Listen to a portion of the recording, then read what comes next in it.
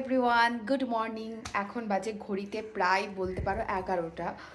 সকাল থেকে আজকে কিন্তু ওয়েদারটা কখনো বৃষ্টি, কখনো মেঘ, কখনো রোদ, যখন যেমন তখন তেমন। দেখতেই পাচ্ছ বাইরে। যাই হোক, ফোনে অতটা বোঝা যাচ্ছে না। সিরিয়াসলি মানে যদি প্রচণ্ড বৃষ্টি পড়ে, ওয়েদার খুব ঠান্ডা হয়, তাহলেও আমি ঘামি। আবার যদি গরম থাকে তাহলে তার কোনো কথাই নেই, সেদিন একবারে ঘেমে টেমে একাকার। তো চলো আজকের ব্লগটা এখান থেকেই শুরু করছি।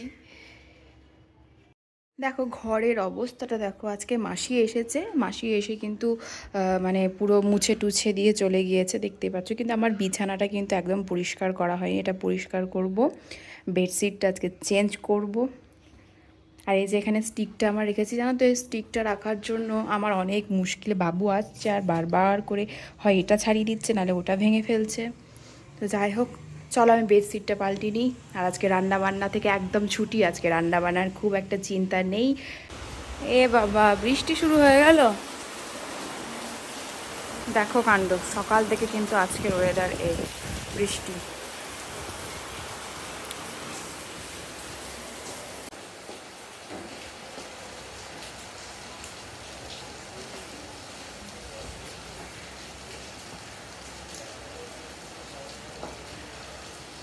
মুশকিল বটে, কখন আসছে কখন যাচ্ছে বৃষ্টি। ছোট থেকে শুনে আসছি মা জেঠিমায়েদের কাছে, যেহেতু মানে হাঁড়ি হাঁড়ি হয় মা লক্ষ্মী, মানে মা লক্ষ্মী বলতে গেলে বাঙালিরা আমরা হাঁড়িকে লক্ষ্মী সমানই মনে করি, যেহেতু ভাত করি। আর লক্ষ্মী চাল মানে লক্ষ্মী। তো ভাত হয়ে যাওয়ার পরে আগে মা জেঠিমারা বলতো যে ভাত যখন হয়ে যাবে তখন কিন্তু হাঁড়িটাকে খুব সুন্দরভাবে পরিষ্কার করে গুছিয়ে রাখবে, এতে কী হয়, মা লক্ষ্মী সন্তুষ্ট হয়। চেষ্টা করি কিছুটা পরিপাটি মতো করে রাখার। আমার নয়, আগেকার দিনে সব ঠাকুমা দিদিমা মা জেঠিমায়েদের মুখেই শোনা আর কি। চেষ্টা করি তাদের কথা মতো চলারই কিছুটা চেষ্টা করি, যদিও এখনকার দিনে আমি খুব একটা বেশি কিছু হয়তো মানি না, কিন্তু কিছু কিছু ক্ষেত্রে মানতে হয়।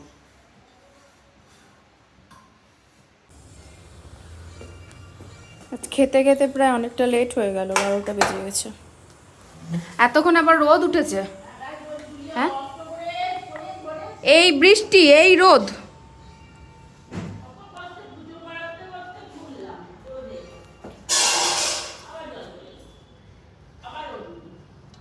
মানুষকে খাটিয়ে মারবে না? হ্যাঁ, মানুষকে খাটিয়ে মারছে না। আর ছাদে তো স্লিপ পেছল। কোথায়, কোন জায়গা? বর্ধমানে? বর্ধমানে তুমি একাই যেতে ডাক্তার দেখাতে বর্ধমানে? একাই যেতাম, সুবর্ণা যেত, মাও একাই যেত, না একাই যেতাম, বেশিরভাগ একাই যেতাম। By train? হ্যাঁ, ট্রেনে। এবারে 9টায় ধরতাম ইন্টারসিটি না কি আছে, গণদেবতা। আচ্ছা। আর আসতাম সন্ধ্যাবেলা গণদেবতা, সন্ধ্যা 8টায় কি আছে। খাওয়া দাওয়া সবকিছু তাহলে ওখানে? ওইখানে হাত পায়ে ঠিক ছিল, মানে বড় বয়স তখন হোটেলে খুঁজে, নিরামিষ হোটেল, ভালো খাবার। কাছাকাছি যেখানে ডাক্তার দেখাবো সেখানে কাছাকাছি হোটেল ছিল বর্ধমানে? না, ওই দিকে ঘুরে ঘুরে কাছাকাছি ছিল না, তাই ছোট ছোট দোকান, নিরামিষ ছিল না। এই নিরামিষ টিরামিষ দিনে না বাইরে গেলে খুব অসুবিধা হয়। খুঁজে খুঁজে দিদি দিদি নিরামিষ ওটা ওই ধারে কত না বলতো, বলে দিত, তা বলতো ওই ধারে ওরাই দেখিয়ে দিল নি, ওরাই দিদি হচ্ছে বলছে বাড়ি,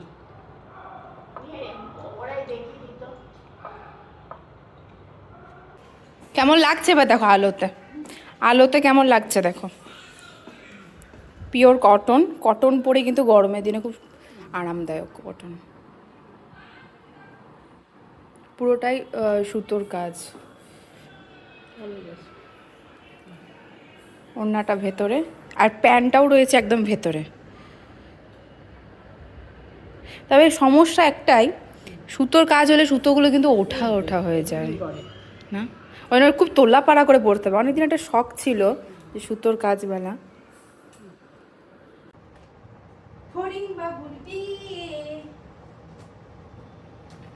আজ হরিং বাবুর বিয়ে, টিকটিকিতে বাজনা বাজায় ঠ্যাংরা কাঠি দিয়ে, হরিং বাবুর বিয়ে, তাই দিও সোনার বিয়ে, রিও সোনার বিয়ে। টিকটিকিতে। সব ভুলে গেলাম রে, দুদিন আর শোনা হয়নি, সব ভুলে গেলাম।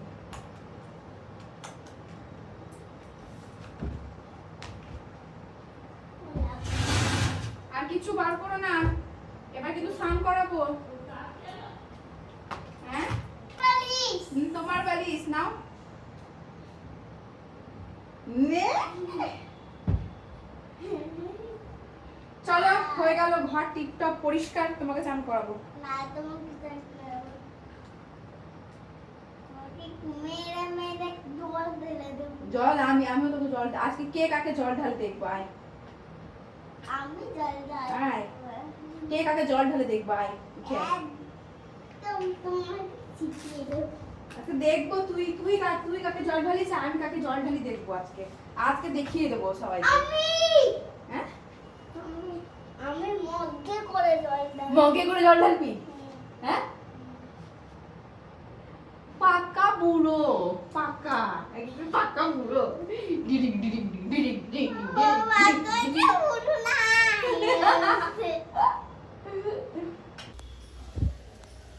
এইদিকে দাও।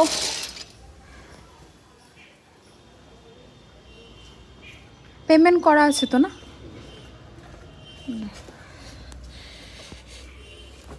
পালং শাক আছে এতে, আর ভেতরে বোধহয় পনির আছে। এই ওখান থেকে অর্ডার করিয়েছে। হ্যাঁ, এটা এটা এটা এটা পুঁই শাক তো। ও তোমার ছেলে আমাকে বললো দেখো পালং শাক অর্ডার করেছি, নিয়ে এসো।